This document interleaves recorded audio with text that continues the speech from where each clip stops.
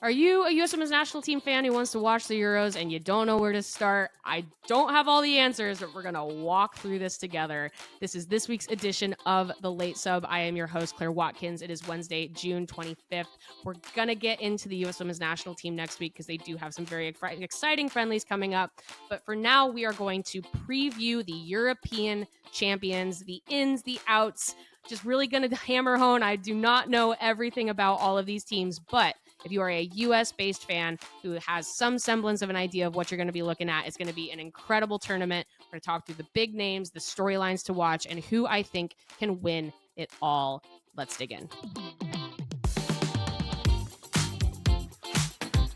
So the Euros begin next week. Very exciting. It's going to be a great, Fox keeps calling it the summer of soccer, and they're not wrong. There's actually going to be multiple major regional tournaments in women's football all summer here. The NWSL is taking the big break for July. Very, very excited to dig into all of these different games, different teams. I think it's going to be really, really fun just to wake up, sip a cup of coffee, watch a little footy before the domestic stuff returns in August.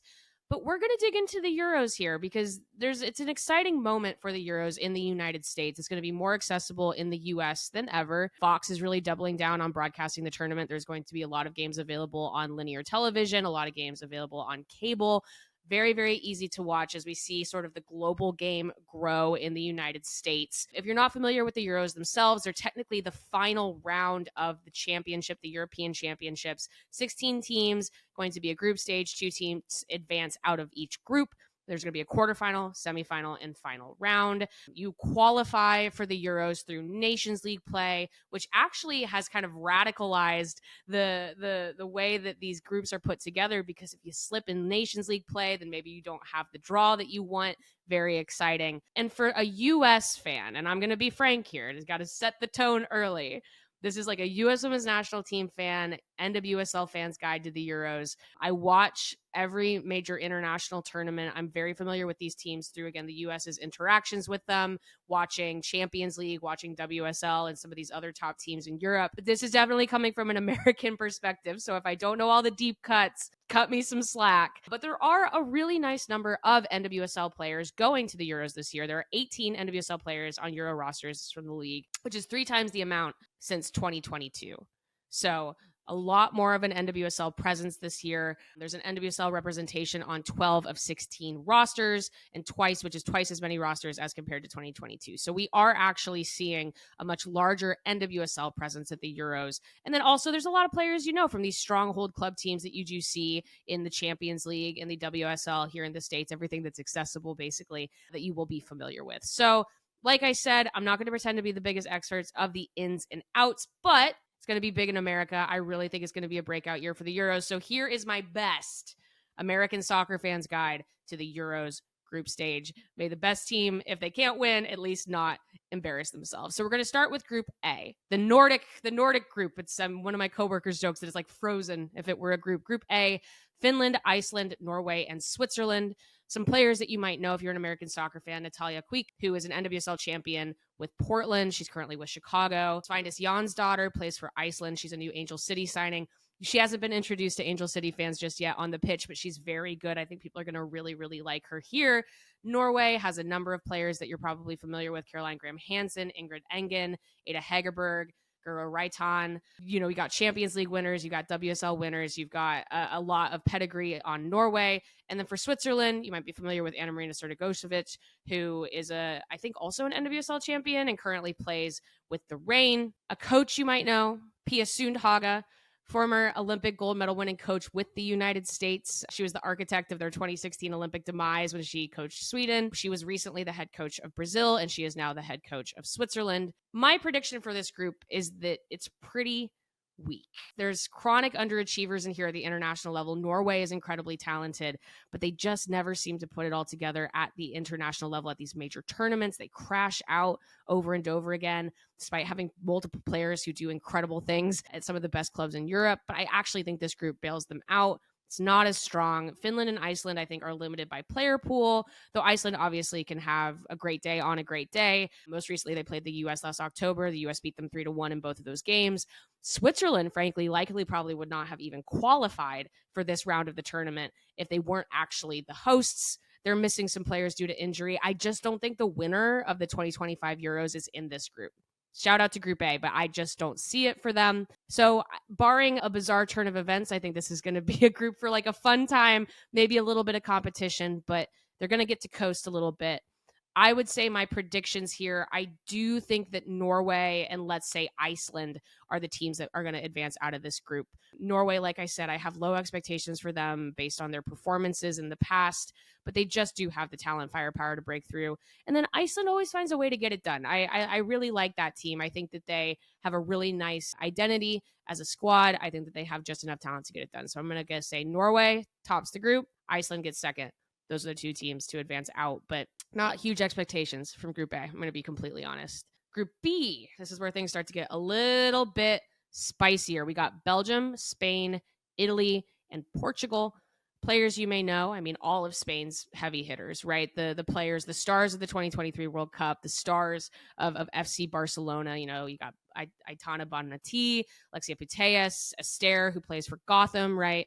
Mariona Caldente, who just won Champions League with Arsenal. This is a team full of players that you're familiar with. This is like the Ballon d'Or shortlist in team form. For Portugal, people might be familiar with Jessica Silva, who plays for Gotham, Nadia Gomez, who plays for Chicago. And then for Italy, a shout out to Italy here. We haven't mentioned this on the show yet, but there is one NWSL player playing for Italy, and that's Sofia Cantore, who is a new Washington Spirit signing, the first Italian player to join the NWSL.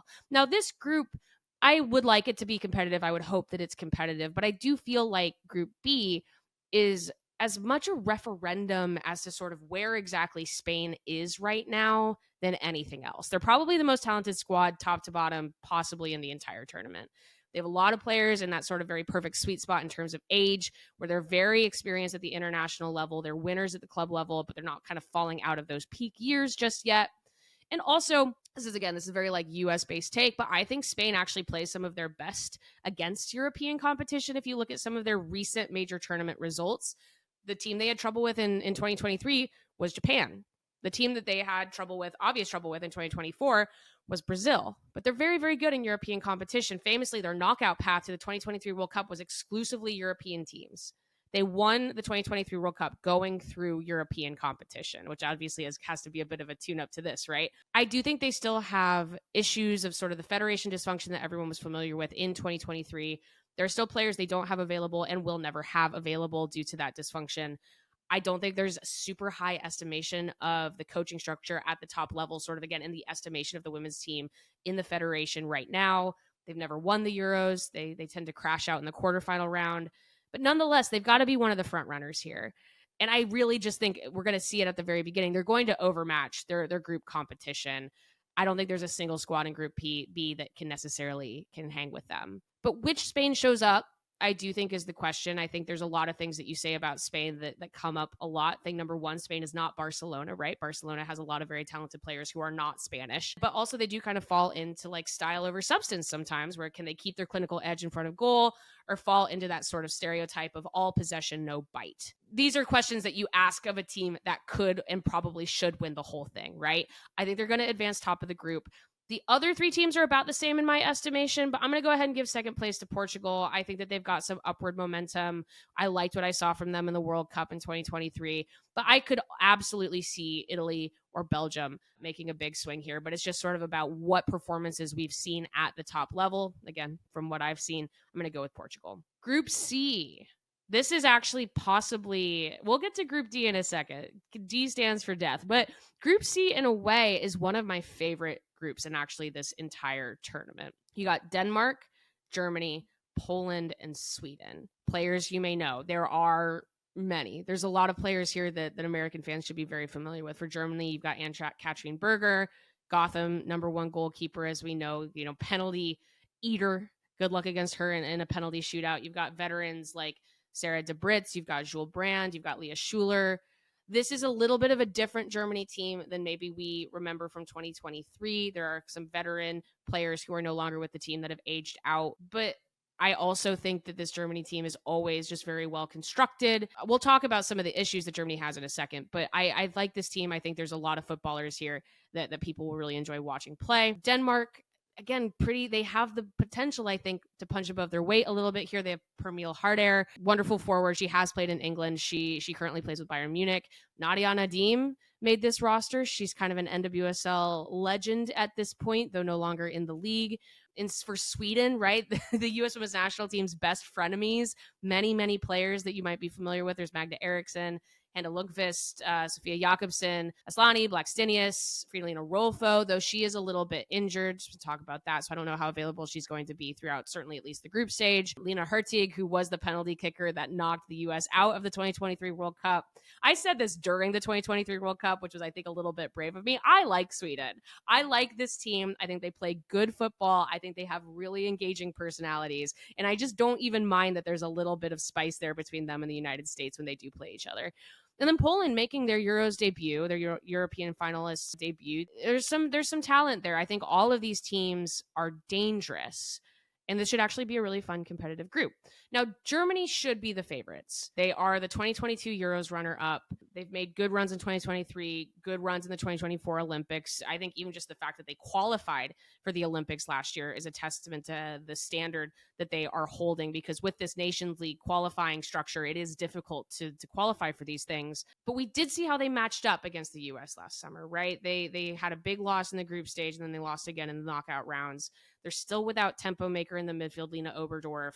I think Germany is the group winner here, but this is actually maybe the team I'm most excited to meet some new people and kind of realign what my opinion of this team is, because I think what we saw in some of those past tournaments is there were those heavy hitters, again, that we're more familiar with. Germany, always a tough matchup against the United States. Then we saw the United States kind of get the upper hand again last year. I'm just curious to see, again, from my American eyes, sort of where that team is estimated going through European competition. I also think Sweden should be pretty formidable. Their roster is still really impressive. You go down the entire list, and these are players that you know well. These are players that have won Champions League, that have incredible experience at the international level, that have given good teams fits at times, even though, again, they had an up and down Nations League campaign, famously also did not qualify for the Olympics last year. But the question for Sweden in the big picture is not, can they make it out of the group? I think they will have no problem doing that. But like I said, this is a nice, tough group in many ways. But they've never won a championship like this. And I always just wonder what it takes to punch through. Is this the team to do it? Is this the competition where it happens? And I think the answer is maybe, but I also just don't see exactly the new differentiator for why this particular group is the one to get over the top. So we'll see. I mean, I think Germany and Sweden are my two teams getting out of the group. I could see either team actually going out on top of the group. But I also think that Denmark have enough quality footballers to have some twists and turns. I think sometimes it might just come down to the coaching and who shows up on any day. But I'm going to go safe. I know there's potential for upsets here, but I'm going to go safe and easy. I think Germany and Sweden get out of Group C. You know what? Flip the script. I'm going to say Sweden. Sweden goes out top of the group. Germany gets second, which leads us to Group D. I just kind of have like a scream in my notes after Group D. D stands for death. You've probably already heard, but again, because of the ins and outs of Nations League qualifying and who was able to show up on, week in and week out for that and in all of these different international breaks, there is actually a true blue bona fide call the doctor group of death in the Euros this year. Players you definitely know. These are not players you may know. These are players you absolutely know very, very well. For England, they're the 2022 reigning Euros champions. They have NWSL players. They've got Jess Carter, Anna Morehouse, and Esma Morgan. They've got rising stars. And they've also got the crew that won it all last time. There's been some interesting changes in the England side recently as the last camp, which was just a few weeks ago. But this England side is known. They have the ability to go far. As we know, their last two major tournament appearances, they did not qualify for the Olympics last year, but their last two major tournament appearances, they win the Euros, and then they were the runners-up in the 2023 World Cup. So you got to run with the major tournament experience. France. We know France. France is another team that I'm excited to see if they can put it all together this summer. So players that you definitely know, they've got Marjorie Cascarino, who's crushing it with San Diego right now. Marie-Antoinette Katoto, very, very good player. She was playing for PSG. She's going to be playing for Lyon next year. Grish Mbach. They are missing players that you might know even better, right? Wendy Renard is not with the team this summer. Eugenie Le-Sommer is not with the team this summer.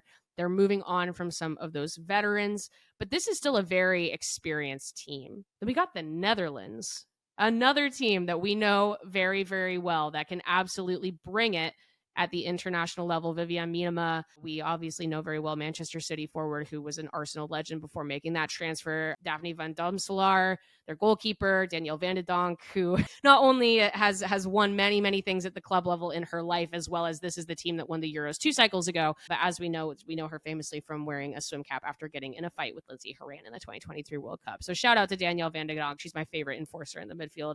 We've got Jill Roord. This is a team that is incredibly pragmatic.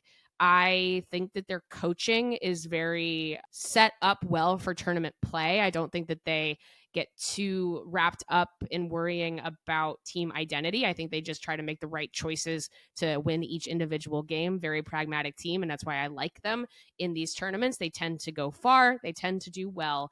And then we have the underdog in this group, which is Wales. Shout out to Wales. Jess Fishlock is going to a major tournament. It's very, very exciting.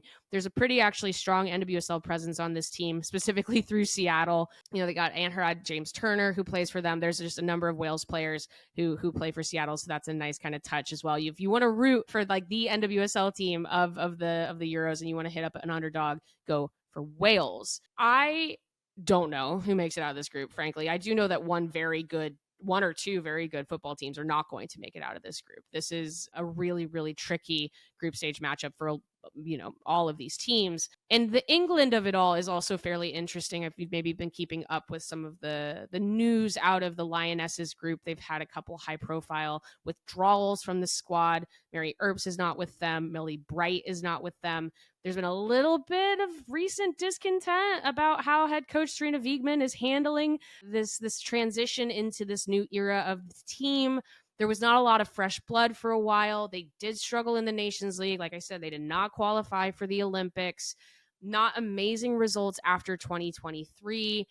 And then now they are making some changes, and then you're seeing players kind of possibly react negatively to those changes, withdrawing themselves from the group. There's questions about sort of the vibe, quote unquote, in the locker room right now. They have good games, they have bad games. Even again, their most recent international window is a good example. I will say the good news. Here's like the one sort of, you know, mercurial piece for me as recently as last month is Leah Williamson, who frankly, when she was coming back from her ACL injury last year, was not playing very well for England. They had a lot of really rough results with her and maybe Bright next to her. And that made you go, is England holding on to these players that led them to the Euros last time too long? Are they giving too much grace here? Is it too slow, too old? Leah Williamson also put together the performance of her life in the Champions League final just a month ago. So there's an idea, hopefully, that we are seeing some bounce back. But as we always say, right, it's the same thing with Spain. A national team is not the same as a club team. It's not always going to be 1-to-1.